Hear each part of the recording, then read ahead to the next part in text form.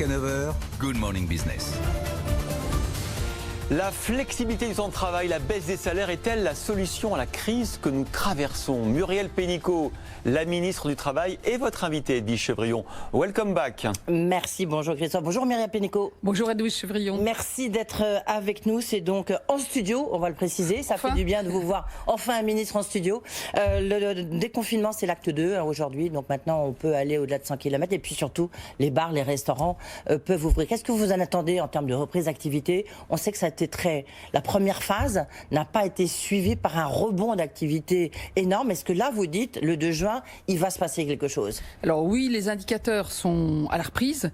Et là, il faut vraiment reprendre parce que on a protégé massivement les entreprises, l'emploi avec les prêts garantis par l'État, les reports de charges, le chômage partiel. Mais maintenant, ce qui va garantir l'activité économique, l'emploi, c'est clairement qu'on fasse le maximum dans chaque secteur, dans chaque entreprise pour reprendre pleinement. Il y a toutes les conditions maintenant pour le faire. Et moi, je me réjouis de voir que ce matin, il y a manifestement des tas de signaux. Comme si, permettez-moi, c'est le matin de mettre un peu d'humour, mais comme si on attendait qu'il y ait les cafés et restaurants pour rouvrir même les autres secteurs. Mais c'est un petit lien, mais je crois on s'est aussi habitué progressivement à pouvoir travailler en toute sécurité pour les salariés et les clients, et en même temps pouvoir reprendre l'activité. Maintenant, ça y est, c'est rodé, il y a les guides pratiques, on sait comment faire. Je crois que maintenant, ça peut démarrer. Les guides pratiques, il n'y a pas, enfin, je veux dire, ça a été un peu un emballement technocratique, hein, parce que lorsque vous les lisez, là, les protocoles sanitaires, je veux dire, c'est quand même incroyable. Les cafés-restaurants, moi, j'entendais un restaurateur qui disait, attendez, alors c'est très compliqué, enfin, on va pas s'étaler là-dessus. Puis en mettant, alors, tout le monde dans la rue et collés les uns aux autres, sans masque, en tous les cas, dans les rues parisiennes, je peux vous dire que c'est comme ça. Et puis vous allez dans les restaurants, vous leur demandez des guides, un protocole extrêmement complexe à mettre en œuvre. Non, alors, les protocoles, ils sont faits avec les professionnels, avec l'avis des partenaires sociaux, et il y a des métiers où, objectivement, c'est compliqué, parce qu'il ne faut pas oublier que le virus, il continue. C'est les coiffeurs. Tout à l'heure, je serai à Rouen et je vais aller chez un coiffeur, pour voir comment on met en place les mesures sanitaires. On a quand même travaillé plusieurs semaines avec le coiffeur pour dire comment on protège le salarié et le client. C'est pas si simple que ça. Les restaurants, c'est pareil. Il a fallu plusieurs semaines. Je crois que c'est compliqué. Ce qui est compliqué, c'est de continuer à vivre, de reprendre l'activité, tout en protégeant pleinement les salariés et les clients. Donc c'est normal qu'il y ait des contraintes, mais c'est pas des bureaucrates qui l'ont fait dans un bureau.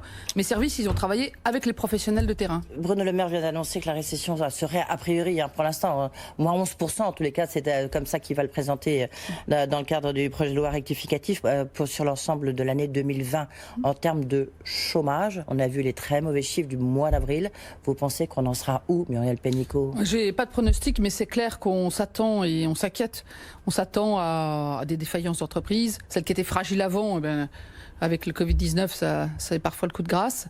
Et puis, on s'attend aussi à des licenciements. C'est pour ça qu'on met en place toutes les mesures possibles pour limiter au maximum et trouver des alternatives aux licenciements.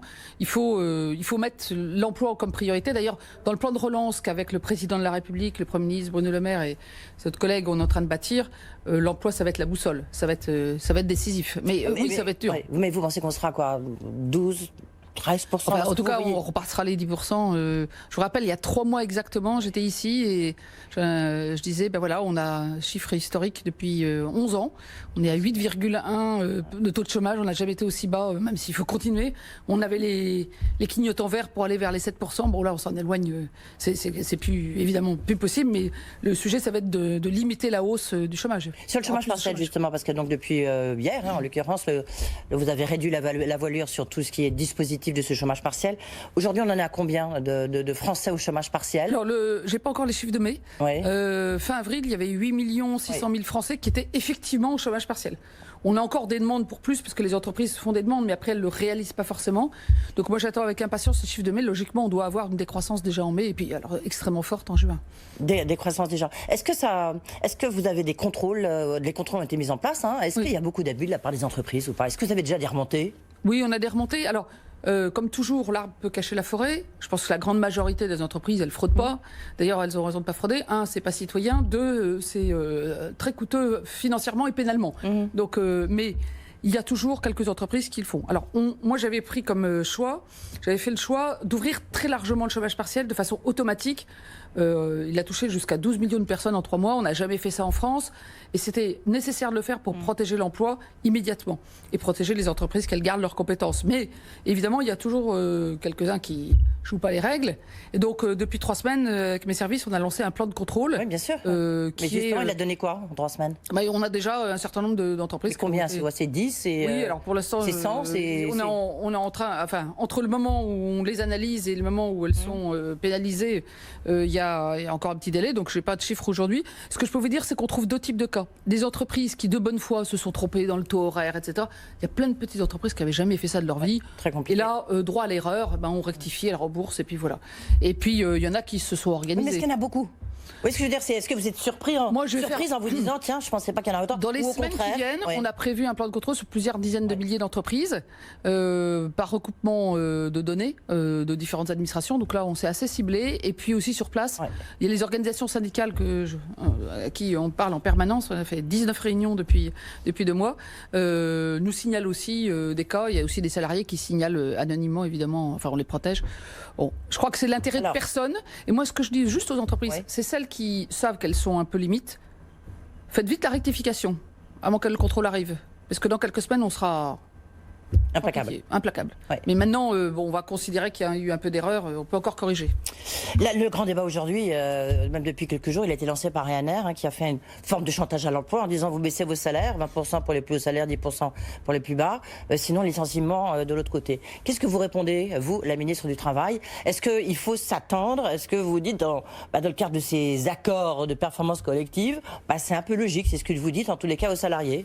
Les accords de performance collective, on les a mis en place dans les ordonnances travail de 2017, dans un esprit qui n'est pas du tout celui qu'utilise Ryanair. Vous êtes choqué par Ryanair? Oui, moi je pense qu'ils s'y prennent... ils ne respectent pas la manière dont on fait en France, ni à la lettre, ni dans l'esprit, et je pense que c'est une erreur. Je vais dire pourquoi en 2 mots. Les accords de performance collective, c'est quoi? Quand une entreprise passe à un passage difficile, une difficulté, en général, la seule solution, c'est le PSE, on licencie, ce qui est effectivement perdant pour les salariés qui se retrouvent au chômage, et accessoirement, l'entreprise se prive de compétences pour le futur. Et donc là, l'accord de performance, il permet de dire, on va discuter le temps de travail, ou les rémunérations, ou l'organisation du travail, en contrepartie. Et en contrepartie de quoi? Par exemple, en contrepartie de ne pas licencier, en contrepartie de quand ça ira mieux, de réaugmenter l'intéressement. Voilà. Ça se négocie dans l'entreprise. Le faire sous forme de chantage, comme Ryanair, qui a été quand même assez spécialiste d'une politique sociale de bas de gamme, plus de l'optimisation fiscale en Irlande. Je trouve qu'au moment où on les a aidés, comme les autres compagnies, ils ont eu du chômage partiel pour préserver les emplois d'EasyJet, comme les autres entreprises. Je trouve qu'ils ne jouent pas le jeu. Et moi, je les appelle à d'urgence réunir le CSE et discuter vraiment, mais pas comme un chantage. Il y a 340 entreprises qui l'ont fait. C'est possible, les textes le permettent. Et l'esprit le permet aussi. Et il faut qu'ils corrigent la copie. Donc vous dites aux Français, enfin aux salariés qui vous écoutent, il y a beaucoup de chefs d'entreprise qui vous écoutent, mais vous dites aux salariés, il faut peut-être accepter effectivement des baisses de salaire. C'est ça que vous nous dites, Muriel Pénicaud? Je ne crois pas du tout à des mesures générales. Voilà, je ne crois pas à des mesures générales. Il y a des secteurs et des entreprises où ça reprend, et ça reprend même très vite, et il y a même plutôt de la surcharge d'activité. Le sujet, là, c'est pas du tout de diminuer le temps de travail ou les salaires. Savoir même de faire des accords où pendant quelques semaines, on va peut-être travailler plus. Ça peut arriver. Mais là aussi, dialogue social, ça se discute avec les salariés et les syndicats. Puis il y en a d'autres qui vont être en sous-activité chronique. Et donc là, évidemment, c'est plutôt les accords de performance collective ou la nouvelle mesure de chômage partiel de longue durée qu'on va mettre en place dans quelques jours. Oui, justement, vous allez nous dire ça dans un instant. Juste, vous allez réduire votre salaire, Muriel Pénicaud? Les ministres vont-ils réduire leur salaire? Je ne sais pas si on nous le propose. Moi, je réduis toujours les salaires. Enfin, on a réduit de 50% il y a quelques années les salaires des ministres, mais on peut continuer. Alors, le chômage partiel de longue durée, c'est une aide de l'État qui pourrait en fait permettre le passage de relais pour éviter le chômage. Oui. Comment ça doit s'appliquer? L'idée, c'est que le chômage partiel tel qu'on l'a pratiqué, massif, général, il ne peut pas durer en permanence. On va pas, ministère du Travail, l'État ne va pas continuer à payer les salaires de 6 salariés sur 10 du secteur privé. Ça, je crois que tout le monde est d'accord. Ça n'a pas de sens. C'était bien pour le premier choc, mais il faut trouver une autre formule. Maintenant, il y a des entreprises qui reprennent. Les contrats de travail se réactivent. L'État n'a plus à intervenir. Et puis, il y a des secteurs où on sait qu'il y a des espérances raisonnables, sérieuses de rattrapage, mais qui vont mettre 6 mois, 12 mois, 18 mois. Je pense par exemple dans le tourisme, il y a quand même une saison qui va exister cet été, maintenant qu'on rouvre, difficile, c'est clair. on n'a pas les 93 millions de touristes comme d'habitude, hein, donc qui va être difficile. Et la saison prochaine, elle est plutôt dans un an. C'est pareil pour l'automobile, on est sur des cycles longs avec la transformation vers les véhicules électriques, hybrides, et donc ça c'est des transformations qui étaient déjà en cours, mais là l'activité elle était déjà en sous-activité, elle ne peut pas reprendre à la même vitesse.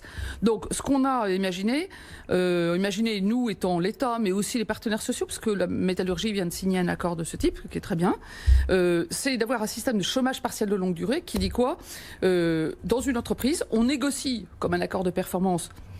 Pour ne pas licencier, on négocie le temps de travail et ou la rémunération, moyennant quoi l'entreprise s'engage à ne pas licencier. On met le paquet sur la formation, sur le temps de travail qui est réduit, et du coup l'État vient pour compenser une partie de la perte de pouvoir d'achat. J'ai passé l'amendement du gouvernement sur ce sujet au Sénat jeudi soir. Il souhaite à l'Assemblée nationale aujourd'hui. Et j'espère que d'ici la semaine prochaine, il sera opérationnel, parce que je crois qu'il y a beaucoup d'entreprises qui vont du coup considérer ça, plutôt qu'un PSE, si on est en difficulté, si on a de l'espérance raisonnable, il faut aller vers ce chômage partiel de longue durée. Et chômage partiel de longue durée, l'État prendra quoi, 80%, 70%? Alors ça, on va en discuter avec les partenaires sociaux, avec le président de la République, on les reçoit dans quelques jours, et je dis ça sera à peu près comme chômage partiel avant le 1er juin? Non, ça sera un peu différent, mais on va l'ajuster ensemble. Ça sera j'en discute avec les partenaires sociaux. Oui, Est-ce qu'il y a une deuxième phase de déconfinement du chômage partiel? 1er juin, vous avez dit baisse. Oui, la décrue s'accompagne. On a décidé de ne pas faire le couperet. D'accord. On fait pas le couperet, mais quand même, à un moment donné, l'aide de l'État doit baisser parce que l'activité reprend et que, encore une fois, c'est au secteur privé de reprendre la barre. Dernière question, Muriel Pénicaud, sur les jeunes et l'apprentissage. Il y a un plan qui doit être présenté, cet été, d'ici l'été, par le président de la République, avec une rencontre jeudi prochain. Mais l'apprentissage, ça devrait être en fin de semaine. Qu'est-ce que vous allez proposer concrètement? Alors pour moi, c'est une très haute priorité. D'abord, c'est un combat que j'ai mené avant et je pense qu'on a été collectivement fiers de voir qu'il y a eu plus 16% d'apprentis cette année, près de 500 000, on n'en a jamais eu autant. Mais là, il ne faut pas que les jeunes soient les variables d'ajustement de la crise. Un pays qui n'investit plus sur les jeunes, c'est un pays qui n'a pas d'avenir. Et donc, ça va être une des priorités du plan de relance. Avec le président de la République, on annoncera dès la fin de la semaine avec les partenaires sociaux, parce que ça, j'ai déjà eu la concertation avec eux, les mesures qu'on retire, parce qu'il faut décider vite pour que les entreprises, embauchent. Donc, mon message aux entreprises, c'est on va vous aider, mais aider le pays, on vous a aidé. Aider le pays en formant des jeunes. Qui n'est pas une génération Covid, exactement. En tous les cas, qui est sur le flanc. Merci beaucoup d'avoir été avec nous. Muriel Pénicaud, la ministre du Travail, était notre invitée. C'est à vous, Christophe Jacubizine.